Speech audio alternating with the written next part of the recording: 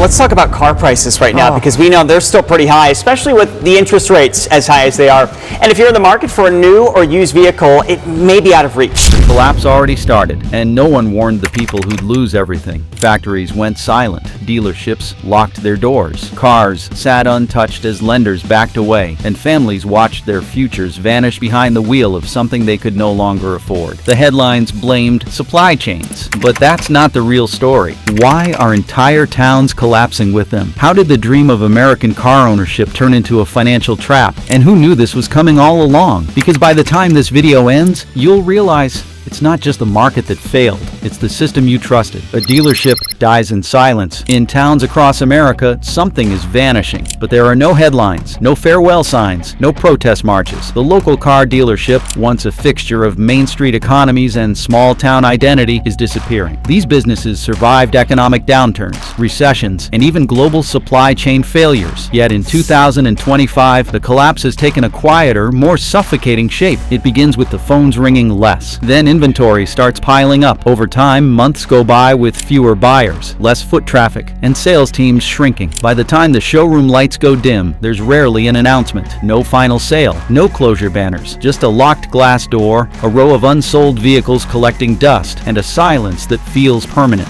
For some of these dealerships, the story goes back 3 or 4 generations. Family-owned businesses built from nothing, passed down through decades of hard-earned relationships with their communities. Their closures are not marked by scandal or mismanagement. They're simply victims of a system that no longer works. What makes this new wave of closures so different is that they're not caused by one event. It's death by 1,000 cuts, rising inventory costs, crumbling margins, and ballooning floor plan interest have created a perfect storm, and no amount of loyalty or legacy is enough to weather it. The building stays up, but the spirit inside it is gone. The trust is broken. The buyers have disappeared. As the showroom windows reflect nothing but empty parking lots, a new question rises. Where did all the customers go? The answer lies deeper than rising prices. It's a story about what car ownership has now come to mean for millions of Americans. When cars became unaffordable, across the country, buyers are not just hesitant, they're walking away completely. Not because they don't want cars, but because they can no longer afford them. It's not the price tag alone that changed everything. It's the full burden of ownership. Between monthly payments, insurance premiums, taxes, fees, maintenance, and loan interest, the cost of driving a new car has become unreachable for most working families. This is not just affecting luxury models or high-tech electric vehicles. Even base-level sedans, compact hatchbacks, and mid-size crossovers, vehicles that once served as the bread and butter of working-class transportation, now carry sticker prices nearing $30,000. When total ownership costs are added up, many drivers face financial commitments that approach $700 a month or more. For households already stretched by rising rent, food inflation, and healthcare expenses, a new vehicle is no longer an option. It's a liability. What used to be a predictable rite of passage, trading in your old car for something newer and more reliable every few years,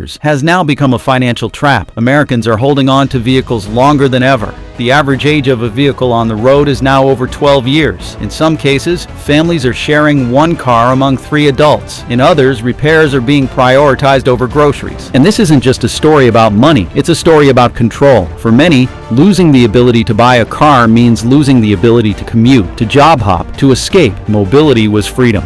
Now it's debt. And as buyers vanish from the market, automakers are facing a different kind of crisis, one they built with their own hands. This collapse is just the beginning. Stay tuned to understand what's happening behind the scenes. If you've been watching this and feel like you need to act now, hit subscribe and stay updated. Trust me, you won't want to miss what comes next. The bankrupt business model. For over a decade, the automotive industry chased margins, not markets. The shift away from affordability was not accidental. It was a deliberate strategy. Legacy automakers eliminated entry-level vehicles, consolidated platforms, and pushed for high-profit trucks and luxury-grade sport utility vehicles. They flooded showrooms with touchscreen dashboards, performance trims, and subscription-based add-ons. Investors applauded, executives collected bonuses, and the average price of a new vehicle quietly crept upward every single year. year. This strategy made sense in a world where interest rates were low and buyers were flush with credit. But by the time inflation spiked and economic uncertainty returned, the industry found itself trapped. Production lines were optimized for high-dollar models. Volume segments were erased, and the assumption that demand would keep climbing collapsed under its own weight. Now there are no backup plans. Entry-level offerings are gone. Factory configurations cannot easily be reversed, and many manufacturers are still clinging to the hope that incentives, rebates, and financing gimmicks will bring buyers back. The reality is harsher. They built the wrong vehicles for the wrong economy, and the people they used to sell to, the first-time buyers, the trade-in crowd, the budget-conscious families, have stopped playing the game. This is not just a pricing error, it's a structural flaw. The supply chain was rebuilt around profit tiers that no longer match demand, and the longer companies delay a correction, the deeper the damage spreads. One silent engine behind it all is still being overlooked, but its pressure is growing, and it's threatening to destroy even the dealerships that have managed to survive so far. The floor plan time bomb. Every dealership runs on a kind of invisible debt. They do not own the vehicles parked on their lots outright. Instead, they rely on short-term loans known as floor plan financing. These loans allow dealers to stock inventory without immediate purchase, with the expectation that each vehicle will sell quickly and repay the lender. In theory, it is a flexible system. In practice, it has become a ticking time bomb. In 2025, interest rates on floor plan loans spiked to levels not seen in decades. Some rose beyond 9%. At the same time, consumer demand plunged, and vehicles sat unsold for months. As units aged, the interest charges grew larger. Dealerships found themselves paying tens of thousands of dollars every month just to keep unsold vehicles on the lot. And that's before you add costs for insurance, maintenance, security, and property taxes. Dealers began cutting advertising, then staff, then hours. Some stopped ordering new inventory altogether, but those changes couldn't unwind the loans already on the books. As vehicles hit their 90-day thresholds, banks grew nervous. Some demanded faster repayment, others canceled credit lines. Suddenly, even well-established dealerships found themselves underwater, trapped in a financing model that no longer matched the reality of the market. Floor plan financing had always been a calculated risk, but now the risk has become systemic. One poorly selling vehicle can tip a dealership into insolvency. Multiply that by 50 or 100 units, and the entire network begins to shake. The auto industry has always relied on momentum to survive. Buyers are not just priced out, they are abandoning the market entirely. The vanishing buyer. It is not a dip. It is not a cycle. It is not a temporary pause. This is a demographic shift, swift, unforgiving, and nationwide. The buyer has vanished, and no one in the industry seems prepared to accept that reality. For years, the auto market relied on predictable behavior. People would buy a car every 4 to 6 years, trade in, upgrade, repeat. That pattern is gone. Younger Americans are delaying car ownership altogether. Many are choosing ride shares, public transit, or simply going without. Urban households are reorganizing around a single vehicle. Rural buyers are keeping trucks and sedans far longer than anyone forecasted. 10 years, 12 years, even 15 years before considering replacement. National data analysts tracking vehicle registrations and dealership conversions have started sounding the alarm. New vehicle sales are down. Used vehicle turnover is collapsing. Lease returns are drying up. The entire retail structure depends on a constant churn of trade-ins and new loans, and that churn has stopped. The vehicles are available. The promotions are aggressive. The financing is accessible to some, and yet foot traffic remains silent.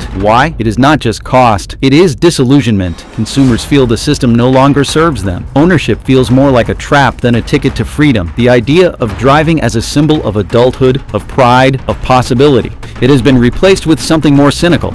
Buyers now ask, what am I really getting? A depreciating asset, a $500 liability every month. That mental shift is devastating. No amount of marketing can undo that perception. No rebate will reignite enthusiasm when trust has eroded this deeply. And while the industry tries to recapture the past, something physical is happening behind closed gates, miles from the showrooms, where the sheer scale of oversupply is now rotting in plain sight. When new cars sit and rot, there are places the public never sees. Giant overflow lots, converted airfields, unused rail yards, where new cars are sent when dealerships can no longer accept deliveries. In 2025, 2025, these lots are filling faster than ever before. And what's happening to the vehicles left baking in the sun or freezing in open storage? They are decaying slowly, expensively, permanently. Tires begin to flatten, batteries die, weather strips shrink, paint begins to oxidize. Mice find their way into seats and wiring. Even though the vehicles are brand new, they are aging like fruit on the shelf. The longer they sit, the more they lose value. By the time a dealership can finally attempt to sell them, months or even a year later, they require inspections, repairs, and sometimes factory intervention just to be listed. This is not isolated to one brand or region. It is happening nationwide. Storage contractors now manage tens of thousands of unsold units, guarding them, maintaining them, rotating them to prevent tire rot. But the damage cannot be fully reversed. Every day that a vehicle sits without a buyer, it is bleeding value, and there is no room left. More units arrive each week. Trucks offload inventory that has nowhere to go. Automakers, contractually obligated to deliver, are still pushing volume into a system that cannot digest it. The result is millions of dollars in capital parked under the sky, silently wasting away. It is not just a waste of money, it is a physical symbol of denial. Denial that the market has changed, denial that production should slow, denial that the buyer is gone. And while these cars rot behind chain link fences, the collapse is no longer confined to showrooms. It is starting to fracture the rest of the American automotive chain. Factories without futures. The machines shut down without warning. 1 minute, steel was being stamped, parts assembled, engines tested. The next, the line was frozen. No explanation, just a mandatory meeting, a memo from upper management, and the sound of boots shuffling toward the exit. For thousands of workers across the country, especially in towns built around these facilities, the plant didn't just close, it vanished, and with it, any sense of long-term stability. This is not just a story about offshoring or automation. The factories in question weren't inefficient. They were productive, high-output sites with experienced teams and decades of operation behind them. What ended their run wasn't internal failure, it was external collapse. When dealership lots backed up with unsold inventory and buyers vanished under the weight of rising interest and cost, manufacturers did what they always do. They scaled back, they froze production, then they started cutting. For many workers, this wasn't just a job, it was a career. Some had 30 years or more on the line, with families raised and mortgages paid because of steady hours and union-backed benefits. Now they are staring down early retirements they can't afford, relocation offers they can't accept, and severance packages that won't last the year. There are no quick fixes, no lateral moves, and no real answers from corporate leadership. In states like Michigan, Ohio, and Missouri, entire communities are built around these plants. Their sudden closure doesn't just affect workers, it crushes restaurants, barbershops, daycare centers, and mechanics who rely on that foot traffic. An entire local economy dissolves when the factory doors close. Yet, even as the assembly lines fall silent, another corner of the automotive system has found a way, if only barely, to keep its lights on. When service kept the doors open. In cities where showrooms have gone dark and sales floors sit empty, the one department still buzzing is the service bay. While new car sales have stalled and trade-ins dried up, service centers have quietly become the economic spine of many dealerships. Oil changes, tire replacements, brake jobs, and diagnostic repairs have stepped in to fill the gap, offering just enough revenue to keep the doors from closing completely. These aren't high-profit transactions. They don't move the needle like a $35,000 truck or a $50,000 sport utility vehicle, but they are consistent. And in this market, consistency is currency. Technicians work longer shifts with fewer tools, often improvising repairs for parts that remain backlogged or out of stock. Customers delay major fixes, opt for patchwork over full replacements, and stretch their visits as long as they can. Yet, despite the chaos, there's grit in this system. Some dealerships have restructured entirely around service, abandoning aggressive sales targets, and instead building loyalty through honest, fast mechanical work. Others have merged with independent shops or partnered with fleet companies to maintain commercial vehicles in bulk. In many cases, the service lane is the only reason staff are still being paid and electricity still runs through the building. It's a tough model, lean, uncertain, and often frustrating, but it is surviving in contrast to the sales departments that collapsed under financial weight. Still, even this fragile equilibrium has its limits, because what happens when the customers stop showing up altogether? That moment is arriving now in smaller towns and rural regions, where mobility itself itself is fading from daily life. Middle America stops driving. In the heart of the country, across Indiana, Iowa, Kansas, and western Pennsylvania, there is a silence that did not exist 5 years ago. Fewer cars on the road, empty gas stations, school buses half full, towns that used to pulse with morning commutes and weekend errands now run on minimal motion. It's not that people don't need to drive, it's that many no longer can. The collapse of car affordability, followed by dealership closures and insurance hikes, has created an unexpected result. People are giving up driving entirely. It starts subtly. A young couple postpones their second vehicle purchase. A retired homeowner decides to sell their truck to cover rising medical bills. A recent college graduate opts to bike or ride share indefinitely. Multiply these decisions across millions, and the result is staggering: a regional halt to everyday movement. This isn't limited to individual hardship. The economic ripple affects entire towns. When residents stop driving, they stop spending.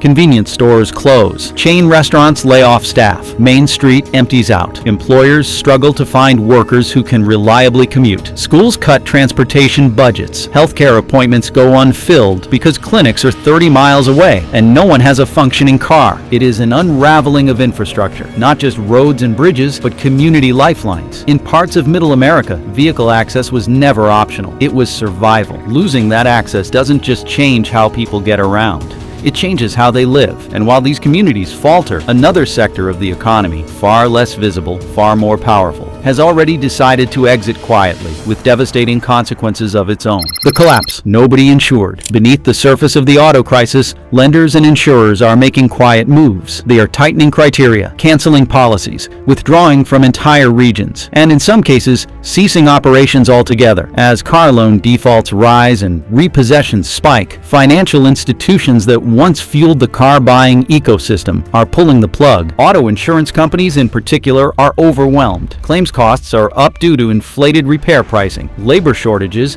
and extreme weather events. At the same time, more drivers are missing payments, and more cars are being declared total losses with no resale value. In response, many underwriters are raising premiums by double digits or exiting high-risk markets entirely. On the lending side, banks and credit unions are bracing for waves of losses. Many auto loans written between 2020 and 2023 are now underwater. Borrowers owe more than their vehicles are worth, and the resale market cannot absorb the flood of repossessed cars. Negative equity is becoming a national contagion. This financial retreat does not make headlines, but it is already reshaping the market. Without accessible credit or affordable insurance, fewer buyers qualify for a purchase at all. That means fewer sales, fewer service opportunities, and fewer jobs. The entire auto economy begins to seize, not from a lack of supply, but from a collapse in financial trust. As lenders retreat and insurers raise barriers, the system locks down. It is not just a downturn, it is a closure. And in the next phase of this collapse, the consequences extend beyond jobs, dealerships, or even the market itself. They strike at the identity of car ownership in American life. Yet while families were buckling under lost income, entire towns were discovering that without car dealerships and factories, their own financial foundations were evaporating right beneath them. Cities that can't drive forward. In cities built on the promise of movement, the engine has stalled. Across the American Midwest, municipalities are watching their budgets implode, not from massive disasters,